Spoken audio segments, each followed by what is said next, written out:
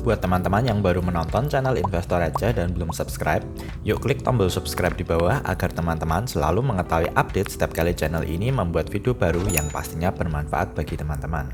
Selamat datang di channel Investor Receh. Mungkin hanya beberapa orang di sini termasuk saya yang pernah melalui krisis pasar saham 2008 yang merupakan salah satu krisis terparah sejak krisis moneter 1998. 2008 awal adalah tahun di mana saya membeli saham pertama dan setelah itu semua saham yang saya beli selalu turun dan turun hingga saya banting setir ke trading forex karena berpotensi membuat saya lebih cepat kaya daripada saham yang terpuruk. Kenyataannya, tepat di awal 2009, pasar saham mulai recovery dan naik begitu cepat. Saya yang terlalu fokus di forex sampai lupa dengan pasar saham yang sudah mulai naik kembali. Lebih dari 10 tahun setelahnya, 2018, 2019, dan 2020 tampaknya bukan tahun yang baik bagi IHSG. Bahkan jika masalah-masalah yang terjadi sejak 2018 seperti perang dagang, penyebaran penyakit hingga merosotnya harga minyak dunia terus memburuk, mungkin 2020 IHSG akan benar-benar rontok. Jika memang 2020 pasar saham turun banyak, apakah teman-teman akan pergi menjauh atau mulai menyiapkan dana untuk masuk saat investor-investor baru sudah mulai pada menyerah di pasar saham? Jika bisa mengulang waktu ke 2008, saya ingin membeli semua saham blue chip yang sedang murah-murahnya dan tidur setelahnya. Bukan harapan yang baik, tapi jika 2020 pasar saham turun lebih dalam, seharusnya ini menjadi kesempatan emas yang tidak datang setiap tahun. Perang dagang, kasus reksadana gagal bayar, virus hingga harga minyak dunia yang turun terus ke level terendah sejak 1991 benar-benar membuat bursa saham global terpuruk, tak terkecuali IHSG. Bursa kita bahkan sudah turun lebih dari 15% dalam satu tahun yang menjadikan volatilitas indeks berasa saham. Bicara tentang harga minyak yang anjlok parah atau terparah sejak Perang Teluk 1991 karena ketegangan antara Arab dan Rusia, ini bisa menyebabkan gagal bayar perusahaan-perusahaan minyak karena banyak perusahaan-perusahaan tersebut memiliki hutang-hutang yang harus dibayar. Jika harga minyak turun serendah ini, apakah revenue mereka mampu mengcover hutang-hutang mereka? Dan jika perusahaan-perusahaan minyak pada gagal bayar, bagaimana nasib bank-bank yang meminjamkan uang kepada mereka? Ini bisa menjadi katalis baru krisis pasar saham global. Jika kita hitung dari titik tertinggi IHSG 2018 hingga saat video ini dibuat, IHSG sudah terkoreksi lebih dari 20%. Awal Maret 2015 hingga akhir tahun 2015 juga merupakan koreksi dalam, di mana IHSG turun lebih dari 25% saat itu. Jika kita flashback saat pasar saham diguncang skandal gagal bayar kredit properti tahun 2008, IHSG bahkan dari awal tahun hingga akhir tahun turun sekitar 60%. Penurunan yang sangat cepat langsung membuat para investor, termasuk saya saat itu, panik dan buru-buru melepas saham-saham yang dimiliki. Belum adanya regulasi dan sistem pengaman perdagangan yang ketat saat itu juga membuat IHSG out of control dan turun tajam hanya dalam hitungan bulan. Saat ini, bursa akan menghentikan perdagangan apabila IHSG turun 5% atau lebih dalam sehari. Seperti sekarang, waktu itu semua saham blue chip juga hancur-hancuran. Dari titik tertinggi hingga titik terendah saat itu, Astra turun lebih dari 75%, Bank BCA turun 40%, Telkom turun lebih dari 60%, hingga saham sekelas BRI pun turun lebih dari 70%. Sektor yang paling tertekan saat itu adalah sektor finansial. Ternyata tidak seperti ketakutan orang-orang yang mengira bahwa pasar saham akan hancur selama bertahun-tahun. Nyatanya di saat orang-orang sudah memasuki fase hilang harapan pada investasi saham, IHSG langsung melakukan rebound tahun 2009. Jadi krisis yang menakutkan tahun itu ternyata hanya berlangsung setahun. Para investor yang sudah berpengalaman mungkin saat itu sedang menunggu volume perdagangan yang menipis dan masuk di saat perdagangan sudah sepi dari para seller.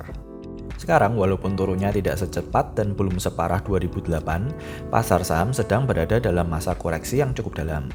Jika berpikir balik ke tahun 2008, saya malah berharap IHSG turun lebih dalam misalnya ke level 4 ribuan. Semakin turun pasar saham, harga saham-saham blue chip juga akan semakin murah. Apalagi penurunan saat ini lebih disebabkan karena faktor makro, bukan kinerja internal perusahaan. Bayangkan jika teman-teman bisa membeli saham Indofood di harga 9.000 per saham atau BCA di harga 25.000. Teman-teman yang masih berada di 20-an awal saat ini merupakan generasi yang paling diuntungkan karena edukasi pasar saham sudah banyak sekali di internet dan tahu investasi saham sejak dini. Teman-teman yang baru mulai masuk ke saham juga sebenarnya diuntungkan dengan koreksi IHSG saat ini. Teman-teman yang baru di saham seharusnya tidak jadi takut, tapi harusnya sudah mulai membeli saham-saham bagus pelan-pelan. Koreksi pasar saham adalah saat terbaik untuk mulai membeli di harga murah.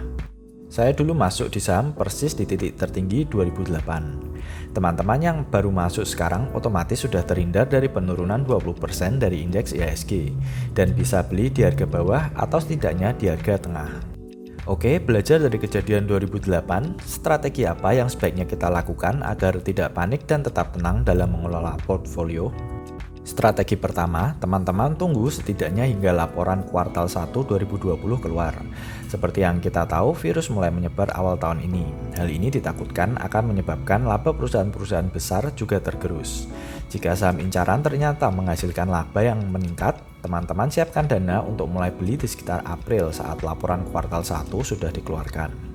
Jangan masuk all in karena kita tidak tahu sampai kapan pasar saham akan turun. Sisakan dan kumpulkan dana untuk membeli lagi di akhir tahun. Siapa tahu kita bisa mendapatkan saham di harga yang lebih rendah jika ternyata krisis berlanjut. Tahun ini saatnya berhemat atau dana investasi sehemat mungkin agar tidak kehabisan peluru saat saham-saham bagus mencapai titik terendahnya. Kurangi investasi bulanan untuk beli lebih banyak di akhir tahun. Strategi kedua adalah strategi favorit saya, beli saham yang rutin membagi dividen. Jika saya bisa kembali ke 2008, saya akan memborong saham-saham yang dividennya selalu naik walaupun kondisi ekonomi sedang tidak menentu. Bank BRI hingga Telkom adalah saham dividen yang baik. Penurunan saham adalah berkah tersembunyi bagi para investor dividen karena harga saham yang turun dan dividen yang terus meningkat akan membuat dividen yield menjadi tinggi. Ini adalah grafik dividen yield dari BBRI sejak 2010 per Maret. Jika teman-teman perhatikan, yield BBRI saat ini merupakan yield tertinggi sejak 2010. BBRI biasanya memiliki rata-rata yield di sekitar 2,5%. Tapi karena harga saham yang turun saat ini, yieldnya jadi naik, ditambah karena BBRI baru saja menaikkan jumlah dividen per sahamnya. Dengan memiliki saham yang rutin bagi dividen, teman-teman akan merasa lebih tenang karena walaupun saham turun, dividen masih tetap mengalir ke rekening kita. Silahkan belajar lebih dalam tentang investasi dividen di video ini. 20 tahun lagi, jangan lupa berterima kasih kepada channel Investor Receh. Strategi ketiga adalah alihkan 80% dana saham ke dalam reksadana pasar uang atau deposito. Reksadana pasar uang bisa memberikan return yang stabil sekitar 6% per tahun. Kembangkan uangmu di reksadana pasar uang atau deposito sementara menunggu pasar saham mencapai titik terendahnya. Simpanlah dana tersebut dalam reksadana pasar uang setidaknya hingga akhir tahun. Berkaca dari 2008, walaupun kita tidak tahu kapan krisis saat ini akan berakhir, tapi setidaknya kita sudah menghindari kerugian di saham yang mungkin bisa lebih parah jika teman-teman memaksa untuk masuk all in di saham. Kita tinggal menunggu keadaan IHSG di akhir tahun. Jika ternyata kondisi perekonomian mulai membaik dan investor-investor sudah mulai mengakumulasi saham, kita cairkan reksadana tersebut dan masukkan kembali ke saham-saham blue chip. Jangan takut terhadap penurunan IHSG karena sebagai investor saham jangka panjang, justru sekarang saat yang tepat untuk mencari kesempatan emas membeli saham-saham bagus dengan harga yang murah. Kumpulkan uang sebanyak mungkin dan jangan habis-habisan di awal tahun. Cobalah untuk masuk di tengah tahun atau akhir tahun dan pelan-pelan karena tidak ada yang tahu sedalam apa dan berapa lama IHSG akan turun.